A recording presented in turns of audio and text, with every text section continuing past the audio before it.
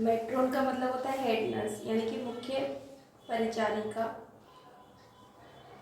या प्रधान nurse. Offered का मतलब होता है गिव, प्रदान किया, देना, प्रस्ताव रखना। मिन्स पाई का मतलब होता है पेटेड मेड ऑफ श्रेडेड मीट यानी कि सूखे मेवे, चीनी, है ना। यहाँ सही से पढ़ना, चीनी ढंग से लिखना है, बिल्कुल नहीं था, चीनी आदि से बना केक या फिर मीठी कचौरी जो क्रिसमस आदि के क्रिसमस त्यौहार पर बनाई जाती है। कॉरिडोर मतलब पासेज यानी गलियारा होता है। कंफ्यूज्ड मतलब पजल, संदेहपूर्ण स्थिति में होना, संदेह की स्थिति में होना, एक पहेली जैसा लगना। कंजर्वेटरी का मतलब होता है glass walled house made for relaxation and rest, आराम के लिए बनाया गया ऐसा घर, मकान के बाहर एक और कांच से बना निर्मित कक्ष। वीकर चेयर्स का मतलब होता है चेयर्स मेड फ्रॉम ड्राइड केन, सूखी लकड़ियों से यानी खपच्चियों से बना हुई कुर्सी। पोटेड प्लांट का मतलब है प्लांट ग्रोविंग इन पॉट्स, गमले में लगे पौधे। फोल्डेड मतलब जुड़ना, तह करना, जहाँ जैसा स्थित है उसी अनुसार बदल जाता है। विस्पी बन का मतलब होता है लटकदार जूड़ा यानी कि thin mass of hair tied in coil, बालों का को आप जूड़े के रूप में गोल गोल बनाना। गेजिंग मतलब स्टेरिंग यानी टकटकी लगाकर देखना, घूरना। वैकेंटली मतलब होता है भाव शून्य होना, कोई मन में विचार ही न होना। With a blank annoying expression, आप किसी को जानते नहीं और एक खाली भाव शून्य से ऊपर देख रहे हो। वेंट ऑन मतलब कंटिन्यूड सेइंग, लगातार कहते जाना, ये कहते गए। लिट अप का मतलब होता है शोन विद हैप्पीनेस, मतलब अचानक से खुशी के मारे चमक उठना, चेहरे पर चमक आ जाना। रिकॉग्निशन, आइडेंटिफिकेशन मतलब पहचान, है ना, पहचानना है, पहचान। सफ्यूज्ड का मतलब होता है स्प्रेड ऑल ओवर, सब तरफ फैल जाना, आप्लावित हो जाना, मतलब खुशी से भर जाना, चारों ओर खुशी की चमक फैल जाना इस तरह से। ग्लो मतलब शाइन, चमक। स्ट्रोक मतलब सहलाना, स्ट्रोक मतलब सहलाना, हाथ फेरा या सहला। टेंडरली मतलब जेंटली, स्नेह से, जेंटली स्नेह से। फिंगर टिप्स जानते हो, उंगलियों का अग्रिम भाग, फोर्थ एंड ऑफ फिंगर्स, है ना, उंगली के अग्रिम भाग से। इस तरह से स्टूडेंट ये हमारा पार्ट 3 कंप्लीट हुआ। और जो बेस्ट क्रिसमस प्रेजेंट के जितने भी टफ मीनिंग थे वो मैंने अपनी तरफ से पूरी तरह से कोशिश की उनको कंप्लीट करने की। आई होप आपको समझ में आएगा, और नहीं आया तो वीडियो को पीछे वापस रिकेप कर देखें, सुने और समझे, वर्ड मीनिंग लर्न होंगे, तभी हम चैप्टर को अच्छे समझ पाएंगे और पैसे सॉल्व कर पाएंगे। खुश रहिए, पढ़ते रहिए with Anuradha ma'am, Nirmal Sharde classes से। आपको वीडियो पसंद आए तो लाइक, शेयर और सब्सक्राइब कीजिए। Thank you for watching my channel. Hello student, I am Anuradha Agarwal from Nirmal Sharde channel से। मैं आपको चैप्टर 1 के जो वर्ड मीनिंग है the best Christmas present in the world class 8 English का करवाने जा रही हूँ। ये पार्ट 2 है, पार्ट 1 मैंने पहले डाल दिया है स्टूडेंट। अब आप देखिए यहाँ पर वर्ड मीनिंग हमारे। सबसे पहले फ्रेम ऑफ माइंड मतलब मेंटल स्टेट, मानसिक अवस्था, मतलब चित्त से, मन से, है ना, आप बिल्कुल शुद्ध मन से। मतलब ट्रेंचेस मतलब long deep ditches in the ground, एक लंबी गहरी खाइयाँ होती है जमीन के अंदर।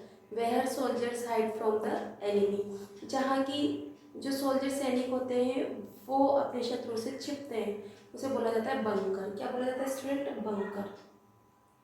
क्रिप्स, क्रिप्स मतलब dry and cool but pleasant, बहुत ही तीक्ष्ण, है ना, पर सुहावनी, ठंडी ठंडी, है ना। यहाँ पर हवा से रिलेशन था बट अभी क्रिप्स का मतलब इतना ही है। फ्रॉस्टी मतलब कवर्ड विद फॉग, जिसमें कोहरा हो, है ना, जमा देने वाली, ठंडी ठंडी, जमा देने वाली, फ्रॉस्टी। अक्रॉस मतलब from one end to other, एक सिरे से दूसरे सिरे तक, या इस पार से उस पार तक, या आप पार भी आप इसको बोल सकते हो। गोट ओवर का मतलब ओवर केम यानी कि समाप्त हो चुका है या समाप्त हो गया। फ्रिट्स, फ्रिटस, फ्रिटस क्या होता है? Common name for a German soldier, German soldier के लिए बुलाया जाने वाला एक सिंपल सा नाम है फ्रिटस। एक जर्मन सैनिक का नाम लिखा हुआ है, भले भले पर क्या है, कॉमन नाम है जर्मन सैनिकों को कहने के लिए। टॉमी क्या है, एक common name for the British soldiers, जो अंग्रेज लोग होते हैं उनके लिए एक सामंतिक अंग्रेज से कहा जाता है, ऐसा अंग्रेज का नाम ही है। ब्रिटिश सैनिकों के लिए प्रयोग किया गया है इस चैप्टर में। नो मेंस लैंड का मतलब है the border line between two countries, ऐसी जगह जहाँ पर दो देशों के बीच की जो बॉर्डर लाइन होती है इसे बोलते हैं नो मेन लाइन, जहाँ पर लड़ाई झगड़ा नहीं होता है। लेड मतलब यंग बॉयज या फिर आपका है सोल्जर्स, यंग बॉयज का है या आपका है सोल्जर्स में यहाँ कोमा लगा देती हूँ और ऐसा लग रहा है कि कुछ और लिखा हुआ है, ठीक है। पैरापेट क्या पढ़ा जाता है इसको, पैरापेट, आप स्पेलिंग के लिए पैरापेट कर सकते हैं इसको। पैरापेट मतलब wall beside the trenches, trenches के दोनों साइड पर बनने वाली दीवार यानी कि मुंडेर, ट्रेंचेस के दोनों ओर बनने वाले वो जो उसकी साइड में जो बनती है दीवार उसे क्या बोलते हैं, मुंडेर बोला जाता है। तो इस तरह से हमने पार्ट 1 के कुछ मीनिंग्स देखे, आगे के मीनिंग अभी स्टूडेंट हम और देखें। देखो जो चैप्टर है best Christmas present in the world, वो रिटन बाय द माइकल मोरपुर्गो के द्वारा लिखा हुआ है। इसके मीनिंग, इसके जो मीनिंग है, स्नैप्स क्या बोलते हैं स्टूडेंट, स्नैप्स, स्नैप्स का मतलब होता है a German drink made from grain, एक जर्मन लोगों के द्वारा पीने वाला पेय पदार्थ है जो कि अनाज से बना होता है, यानी कि अनाज से बनी जर्मन शराब।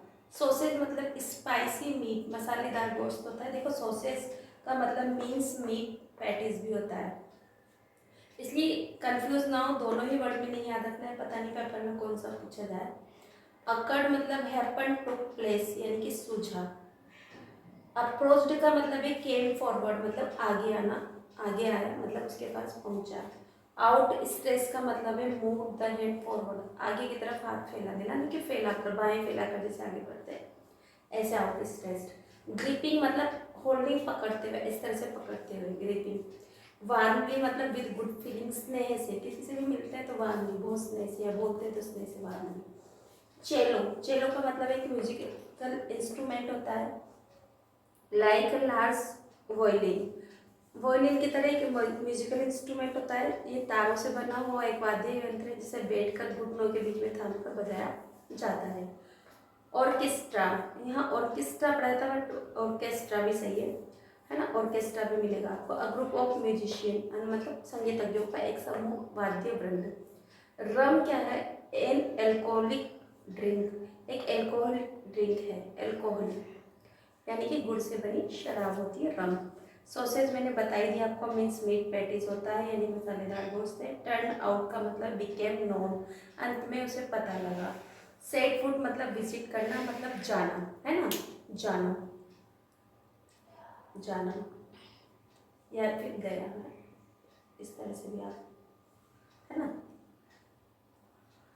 हडल, हडल का मतलब है क्राउड ऑफ ग्रुप यानी कि भीड़ यानी कि झुंड। मार्जिपन स्वीट कवरिंग और केक, केक के ऊपर जो मीठा मीठा जमा होता है, शक्कर अंडा बादाम से बना एक खाद्य पदार्थ को हम मार्जिपन कहते हैं। कुछ वर्ड मीनिंग किए हैं अभी चैप्टर जो सेकंड पार्ट के, अभी स्टूडेंट और बाकी हैं। स्टूडेंट देखिए यहाँ पर डंप, डंप का मतलब क्या, थ्रोन डाउन, नीचे डाल देना, किसी चीज़ को ढेर कर देना, पायल से ही ढेर लगा देना, ठीक है। गोल पोस्ट आप जानते हो, गोल का खंबा यानी जहाँ पर गोल किया जाता है गोल पोस्ट होता है। चीयर, चीयर मतलब एनकरेज, प्रोत्साहित करना, किसी का उत्साह बढ़ाना। स्टैम्प का मतलब जानते हो, पैरों का थपथपाना। Strike feet on the ground, अपने आप को गर्म करने के लिए जमीन पर, या खेलने से पहले खिलाड़ी अपने पैरों को जमीन पर डालते हैं तो वो strike feet on the ground. Keep out का मतलब होता है दूर भगाना, अवॉइड करना किसी भी चीज़ को। क्लैपिंग जानते हो आप लोग सभी, तालियां बजाना। Striking palm together. Mingling, mingling का मतलब होता है मिक्सिंग यानी कि घुल रही थी। आफ्टर अ वाइल मतलब थोड़ी देर बाद। समथिंग लेटर कुछ देर बाद कुछ हुआ। रिजोल्व मतलब डिसाइड यानी कि समाधान निकालना, रिजोल्व समाधान निकालना, हल करना। ऑर्फन्ड का मतलब होता है अनाथ होना, विदाउट पेरेंट्स, इसके माता पिता ही ना हो। जेनरसली, जेनरसली मतलब विद ओपन हार्ट, खुले दिल से। लिबरली, लिबरली है ना, लिबरली उदारता पूर्वक।